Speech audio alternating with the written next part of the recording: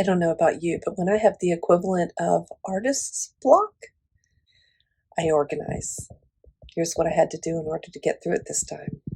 I don't know about you, but I can always tell when I'm on the verge of something really wonderful when I get this insane, just absolutely insane desire to organize. And right now I am sorting out my colors and going to be combining some. I know you're probably not supposed to do that, but I'm going to be combining some because I've got far too many and a lot of duplicates. And what they're going to go into is, let me go grab these. What mine live in are two, these are probably some sort of medical instrument trays, which makes them easy to clean.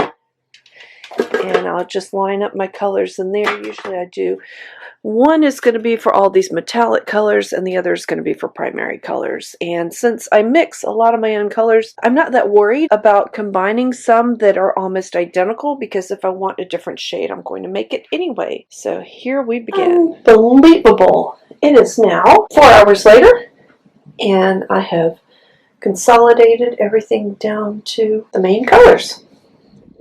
Thanks for watching. I hope you use this as an idea of what to do when you have artist block and you need to get through and can't decide what to do next, can't decide which direction to go. Just start organizing. Clear your mind, clear your desk, and it will all get easier. Talk to you later.